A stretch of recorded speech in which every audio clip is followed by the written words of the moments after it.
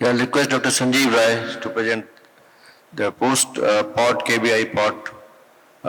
What is his perspective? Good afternoon and thank you for having me here.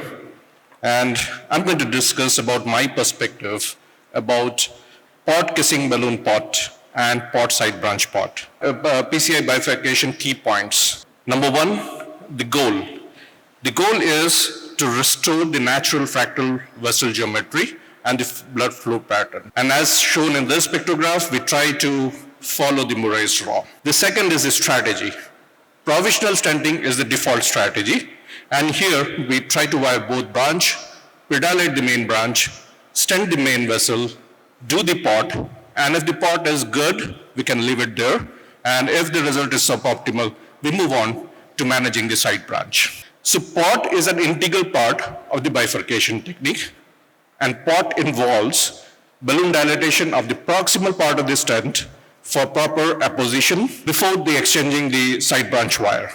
And the pod balloon has to be kept at the level of carina and matching the proximal vessel diameter. Why do we need pod to the perfection? As shown in these cartoons, you can look here, the stent that we choose to in the bifurcation lesion, that is according to the distal main vessel.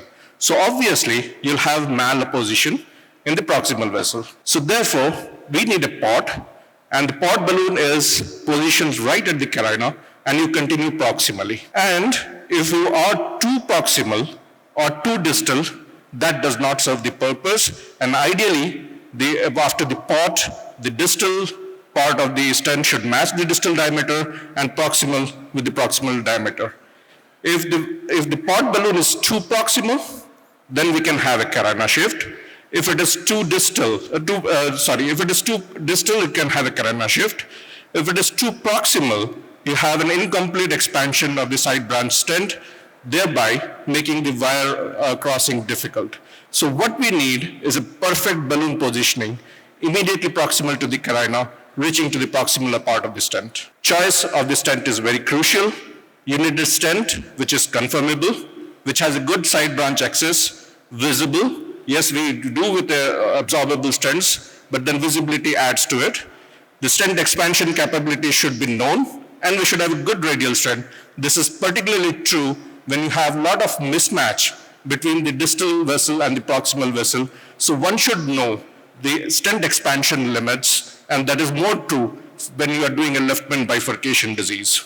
We should also know the side branch access. For example, here we have a 3.5 millimeter stent, and you can look at the various makes where it can expand the side branch right from 4.4 to 5.1. So if the side branch result is suboptimal, now suboptimal is very difficult to define. It is either the patient has angina, ST elevation, compromise of the flow. That is where we need to actually manage the side branch. So in provisional strategy, side branch intervention is recommended whenever the result in the side branch is considered suboptimal. And this could be either because of the plaque shift or the carina shift. In absence of suboptimal side branch result, again there is a debatable, we need to clear the stent struts because sometimes these floating struts across the ostium may result in a fenestrated restenosis. So how do we do that? So the options are, we can have a pod kissing balloon pod, or a pod side branch pod, or if the results after the pod of these two are suboptimal, we can go for a bailout strategy with the second stent. So in the kissing balloon dilatation, what we need is, we do it with two balloons matched to the distal vessel diameter, and initially we do a sequential dilatation, followed by simultaneous inflation of the juxtaposed balloon according to the distal reference diameter. So here is a case example. This was a primary PCI, and you can look at the origin of the PDA. This is a very, very angulated branch. So what is more important is just wire the PLV, balloon dilate with a low profile balloon. That will restore the flow, and it gives enough time for us to wire the angulated PDA branch. Once done, just position the stent. This was a direct stent. So just position the stent, dilated the stent. And if you look at, after the main vessel stenting, what I have is a compromised ostia of the PLV, which is a huge branch. And remember, as Dr. Gary was mentioning about Kang's data and Ku's data. Here, this is a primary PCI. We can't do an FFR.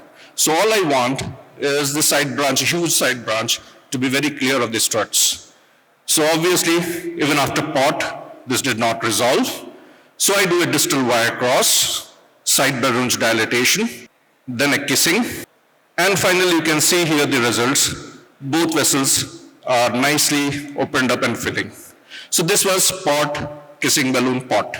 The second alternative strategy is to do a pot, and if the side branch result is suboptimal, open up the struts of the side branch, and then do a repot.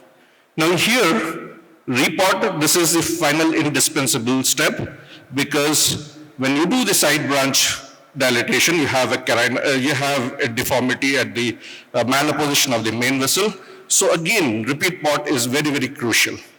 So this is what the diagrammatic representation looks like. You can do it with very small size balloon, just open up the struts, and you can see the OCT picture, how it clears off the side branch ostia from the struts. Now this is another example, almost similar kind of the last one that I had, but this is a stable angina setup. So I just wired the distal PLV, took a microcatheter, reshaped my wire, pulled it back, and let the wire prolapse into the PDA. So now I dilated the PDA, but the balloon was not opening up well. So I was guided, and you can look at here in the bottom, there was a calcium nodule and calcification. So prepped it with a Wolverine and did a stenting of the main branch from from RCA to the PDA. So all went well. Now the next, what I could see even before I could finish my case, we have a compromised flow in the PL. So immediately distal wire cross, just dilated the side branch, and you can see when I was dilating the side branch, my balloon ruptured, but the flow had been there. So just did a repot and left it like that. Now this is usually the strategy when we have a smaller side branch, but the side branch pot can be even applied to a larger branch. And this was the final result. So what are the advantage of side branch pot? It is simple. It is a 5 French compatible. And the efficacy is mostly dependent on the positioning of the pot balloon.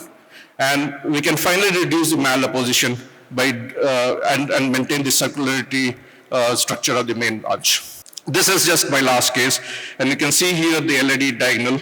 So LED is a calcified vessel, and you can see here in the OCT the calcium distribution, but it was almost like 180 degree. The diagonal was a huge branch. So again, did the vessel pump with a Wolverine, stented the main branch, did pot, and if you look at after the pot, my side branch is again compromised, and you can see in the OCT my struts across the side branch. A distal cross, and then you can see here the side branch, and this was the stent boost enhancement are given there. So just as a side branch opened up and a repot, and that's what the final picture looks like. If you look at in the center, the side branch is cleared of the struts, the vessel position good, and the side branch looks good, and these are the final angiography.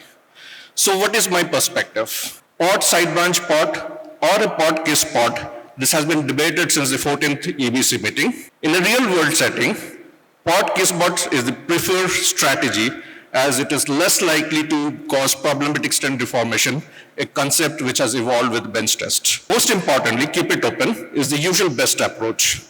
And if the side branch is not diseased and very minimally involved, we can wire both, do the main branch string and do the pot. If the side branch flow is compromised, vessel small, you can do a pot side branch pot. If the vessel is large, preferably pot kissing, but a pot repot can be an alternative strategy. Most importantly, we should use a stent enhancement, angiographic profiling of the side branch in a perpendicular view, and use imaging whenever possible. You have nicely described about the pot kissing pot. So only one question to you. Suppose the side branch is of good size, and in order to prevent the two-stent strategy, now what is your comment of using the drug-eluting balloon for the side branch? It is a nicely evolving concept that we can use in the side branch a drug-eluting balloon. but this is more so if there is a disease. So when we are just trying to open up the struts, we did not overdilate or do it. All we need is that the side branch should be clear of the struts. But yes, if there are some minimal disease, we can use a drug-eluting balloon. However, there are no data, no trials on that. It's an evolving concept, and many of us do that in real-world practice.